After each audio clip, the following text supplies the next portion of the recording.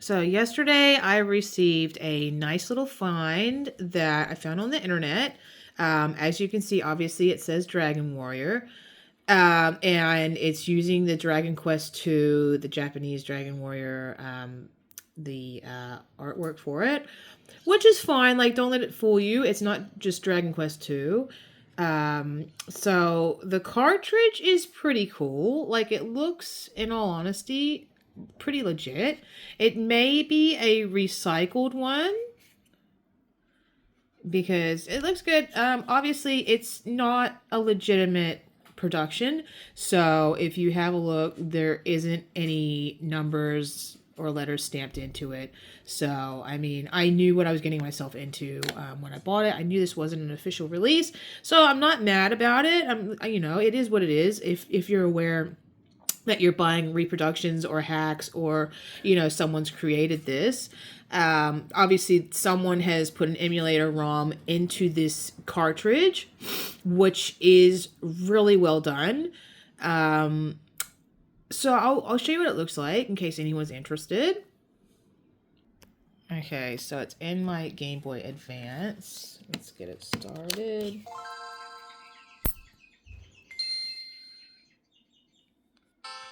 So straight up, depending on what you pick. So this is Dragon Warrior 2. So if you're familiar with all the games, you'll know it gives you a little boot up screen depending on which one you choose.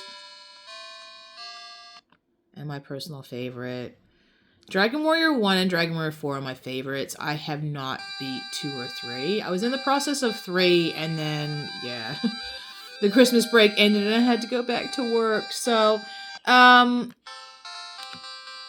you press start, and then it goes to the title screen as per usual. Press start again, and then begin a new quest. Now, I've already played through a few of these. Where is that? There we go. I think, no, I didn't want to put ass. I think Dragon, oh gosh. Oh god. Okay, let's just make it ass then. I did play through Dragon Warrior 1 and Dragon Warrior 2.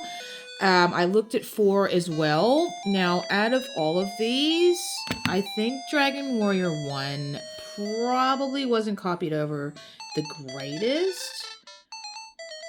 As you can see, I mean, the text kind of comes out a bit funny. So, I mean, if you've played this game before, I've played it so many times. I pretty much know what he says. He's telling me, you're a descendant of Erdrick. The Ball of Light has been stolen. Go and get it from the dragon. There's some stuff in the treasure chest. Talk to the soldiers. Rah, rah, rah. Okay, so that's, now with this particular version, because at first, like, you come back, I was saving with the king, or at the spiritual shop, I think they're called, like in Dragon Warrior 2, 3, and 4, and it wasn't saving. Like, I'd turn off the game, and I'm like, oh man, this is a bogus cart. I messaged the seller, and so how you actually save it, and I don't know if I'm going to be able to do this with my phone, but how you save it is you press the right and the left shoulder buttons at the same time. So we're going to do that now. If I can. Not very good with the filming. Oh, and it didn't work. Yeah. So you're supposed to press them at the same time.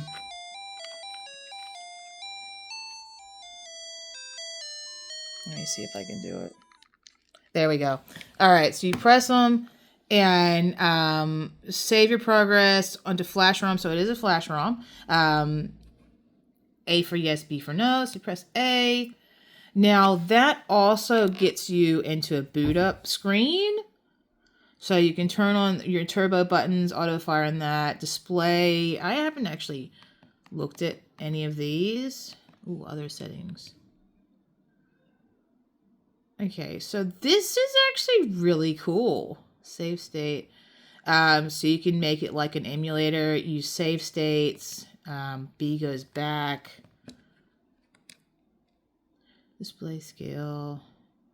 I'm going to have to play around with these, I think. But that's really cool because you can actually get into like the boot up screen and start messing around with it. Now, I don't know if anyone else has. Now, I have a portable NES player. Obviously, I had the Retro Duo portable.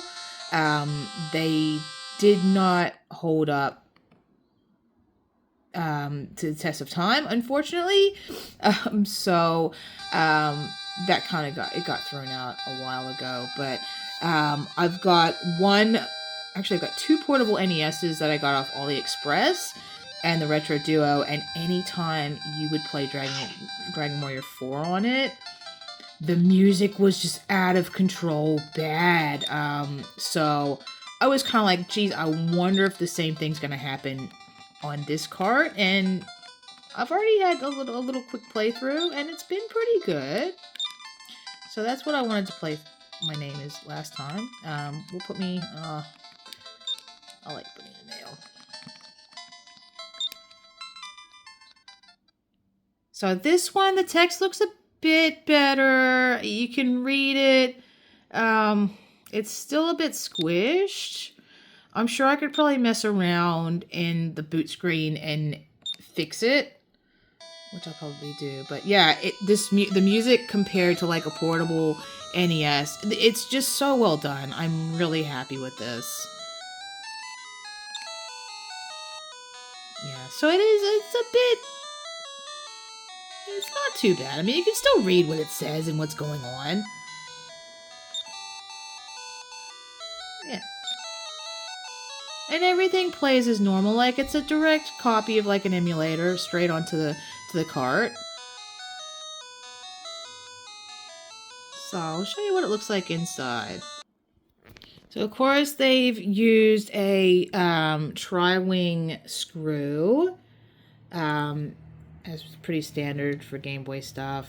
So I take that off, and I actually, when I first played it before I got into the boot up screen, I was expecting to see a battery, like a button battery in this, but no, it's actually how Game Boy Advance games were made.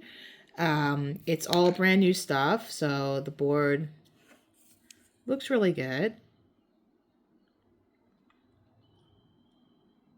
I know nothing about this like electronic stuff, so I'm not sure if these are good quality or not, but I mean, everything looks clean. It looks really well done, so I'm not complaining. I am interested in, playing the whole 5 weeks worth of Dragon Warrior 4 and see how it goes. I've recently put a 9 milliamp hour battery, 900 milliamp battery into my Game Boy Advance, so I know I've got plenty of time to spare. I've just recharged it this morning to make sure it was ready to go. So yeah, that's it.